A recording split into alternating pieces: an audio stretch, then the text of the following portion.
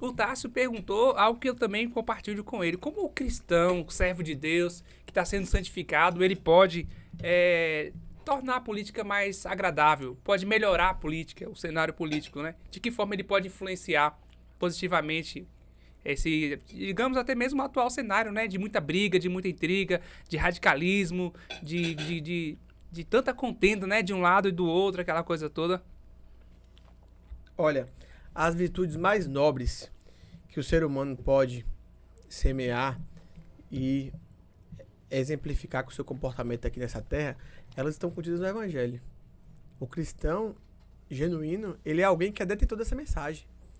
Então, se ele como detentor dessa mensagem, ele se envolve na política, automaticamente, se ele é um cristão genuíno, isso vai refletir o quê? No seu comportamento político. No seu comportamento político. Eu não diria, André, que nós como políticos, nós vamos ter o poder de tornar a política mais agradável, né? Eu não creio que isso talvez venha a acontecer. Mas a gente pode pensar de outra forma. Vamos supor que tudo piore. Vamos supor que as coisas continuem a piorar e o cenário político nosso continue a piorar. Vamos ser então aqueles que lutam pela melhora? O Exatamente. cristão precisa ser o que luta pela melhora, entendeu? Nem sempre ele vai conseguir. Porque nós sabemos que quem comanda a história é Deus. E a história tem. Ela não é. Deus não é como os deístas acreditam que Deus deu a corda no relógio e deixou o mundo pra lá, deu as cordas pro mundo. Não, Deus ele tem o controle da história em sua mão. A história tem começo, início e fim. Pode ser que em relação a essa questão política, as coisas não melhorem. Ou hora piore, hora melhore. Ainda que venha piorar, nos momentos em que o cenário político venha piorar, a situação do nosso país venha piorar, nós como cristãos, e se tivermos a política, tivermos preparo para isso, nós estaremos na linha de frente contra essa piora. Contra essa piora. Então eu creio que é dessa forma que o cristão ele pode encarar essa realidade. Muito legal sua colocação. Já que a gente falou tanto desse viés político, né? Aqui a gente abordou muito e a gente tem explorado bastante. Então é bom realmente a gente ter essas convicções, ter esses esclarecimentos. Eu fiquei pensando aqui em políticos cristãos que envergonharam o evangelho. A gente não sei se pode citar alguns nomes, mas é público isso. Qual o seu ponto de vista sobre pessoas que se posicionaram na política e, assim, uma grande fatia de políticos que se denominavam cristãos ou se apresentavam como cristãos, alguns até donos ou detentores de alguma, sei lá, eu posso dizer assim, patente religiosa, né? Um pastor de uma determinada igreja e se corromperam, deixaram mau testemunho, foram até presos, e aí? Olha, há casos e casos, né, André? Há casos e casos, né? E assim, o que eu posso falar aqui é no aspecto geral da coisa. Então, no aspecto geral, você tem duas questões aí. A primeira, há pessoas que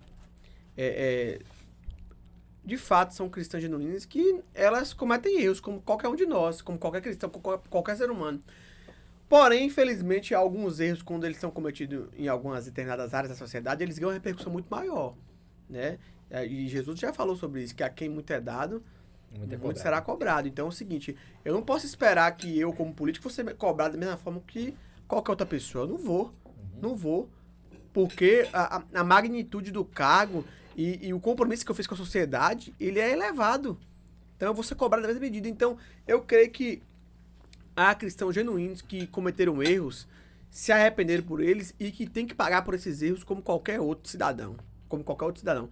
Agora há também outros que nunca foram cristãos. Que eram cristãos, foram falsos cristãos. Perdão. Há muitos desses políticos aí que são cristãos, que se dizem cristãos, que eles já são velhos conhecidos da população brasileira, né? Tanto a nível de ministério local de igreja, como a nível político mesmo. São pessoas que os frutos já denunciam elas há muitos anos. Então, assim, não é nenhuma surpresa um escândalo a mais, um escandalamento para essas pessoas, entendeu? O que nós não podemos permitir, é o que infelizmente tem acontecido muito no Brasil, é que a igreja se envolva de forma institucional na política partidária, entendeu? De maneira individual, sim.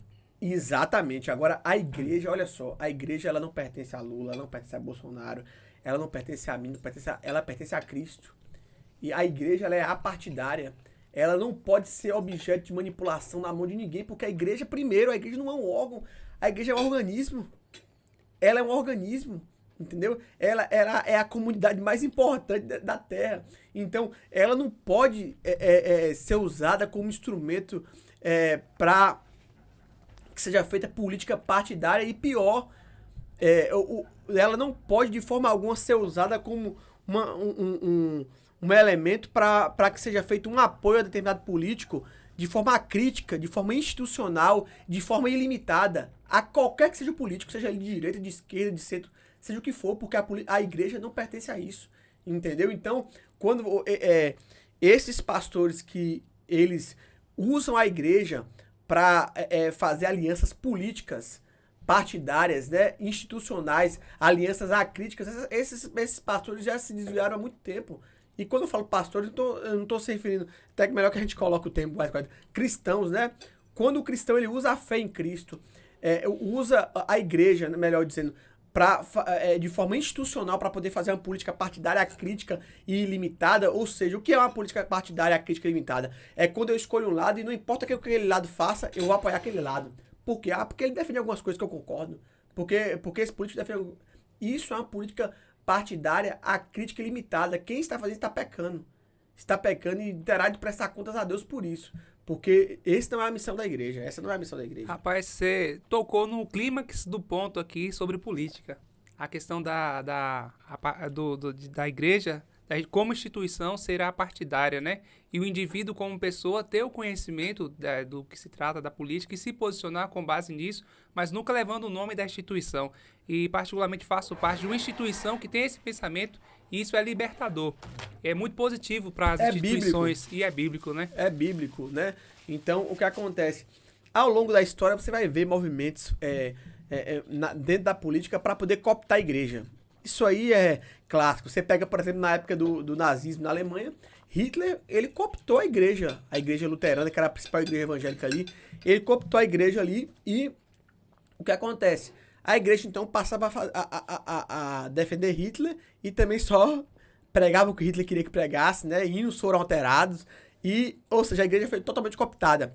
E dentro desse período surge um homem chamado Dietrich Bonhoeffer, né? Que vocês possivelmente já devem ter ouvido falar com ele. Ele olha para aquilo ali e fala, tá tudo errado isso aqui. Tá tudo errado. A igreja não pertence a Hitler, a igreja não pertence a homem A, B ou C. A igreja pertence a Cristo. Ela não pode se envolver de forma institucional com essas questões políticas dessa forma. E aí ele cria a igreja confessante, que era a igreja genuína, a igreja verdadeira, a igreja que pregava aquilo que o evangelho de fato é, e que obviamente incomodou Hitler. E ao longo da história sempre irão haver isso, movimentos políticos para poder tentar cooptar a igreja a um apoio institucional, a um apoio acrítico, e nós devemos de todas as formas rechaçar isso como cristãos. E assim, ao longo da história, você falou muito bem essa questão da igreja ter se corrompido justamente por infiltrar a questão política dentro da igreja. Agora, vamos esquecer um pouquinho do passado e vamos falar da atualidade. Como você vê, não assim a questão atrelar uma placa de uma igreja, mas a igreja cristã no geral, principalmente aqui no Brasil, como que você avalia a igreja cristã hoje? Tem feito a diferença? Você acha que não? Qual é a sua visão? Ô Igor, nós precisamos, como eu volto a dizer, nós precisamos entender de qual igreja nós estamos falando. Uhum. A igreja cristã nominal ou a igreja cristã a real? Porque olha só, o número de evangélicos no Brasil hoje ele é alarmante, né? Há quem diga que em poucos anos o Brasil vai ser o maior país evangélico do mundo, né? Uhum. Alguns estudiosos falam isso. Então, o que acontece? Não obstante a isso, a esse crescente número de evangélicos, nós percebemos um país cada vez mais mergulhado na corrupção, na violência, na imoralidade, na quebra de valores que sustentaram o Ocidente. Aí você pergunta, alguma coisa está errada, alguma coisa não está batendo. Onde estão esses milhões de cristãos no Brasil? Porque, veja bem, quando o cristão ele começa a influenciar essa sociedade, ela tem que mudar. Exato. Ela tem que mudar. Eu não estou dizendo que vai haver uma redenção da sociedade, que a sociedade vai melhorar. Eu digo, haverá um impacto que vai ser perceptível, que vai ser nítido. Quando Ivan Roberts começa a pregar no País de Gales, e aquele país começa a entender o evangelho, você percebe ali que milhares de bares foram fechados. Por quê? Porque os donos foram se convertendo, entendendo que eles não deveriam continuar com aquela atividade. E eu fico me perguntando, a gente tá falando sempre que o Brasil é o país... Perdão. Nós outro mês falamos o seguinte, que o Brasil é o país do avivamento. Uhum. Então, é o país do avivamento. Pela questão de números, né? Essa que é a questão. Uhum. Porque o Brasil é o país do avivamento. Mas você percebe que as escolas dominicais estão vazias. As classes de estudo bíblico estão vazias. Se você convida os cristãos, muitas vezes, a grande maioria, para curso de orações, eles não querem ir. Aí eu me pergunto, que avivamento é esse? Longe da palavra e longe da oração. Em que momento da história da igreja houve algum avivamento em que foi possível se ter avivamento sem oração, sem Bíblia, sem volta às primeiras obras, sem volta genuína para Deus? Então, isso é uma farsa quando nós dizemos isso e não vemos resultados práticos, porque crescimento sem mudança de vida, crescimento sem transformação não é crescimento, é inchaço. Uhum. E a igreja evangélica precisa se livrar disso urgentemente e voltar as primeiras obras. E quando eu falo igreja evangélica, eu falo você, na nossa vida individual, porque muitas vezes a gente pensa assim, minha igreja podia ser melhor, minha igreja podia ser isso, podia ser aquilo. Você é um cristão melhor? Minha igreja poderia ser mais espiritual, minha igreja poderia ser mais bíblica. Você é um cristão espiritual? Você é um cristão bíblico? Porque a igreja vai ser reflexo daquilo que nós somos. Sim. Então, essa é uma análise assim, né? É óbvio que entrar nessa questão de fazer uma análise da igreja brasileira hoje, nós vamos ter diversos, né, ramificações para poder atacar, mas de forma geral, a leitura que eu faço é que nós devemos tomar cuidado com esse tipo de coisa. Entendi.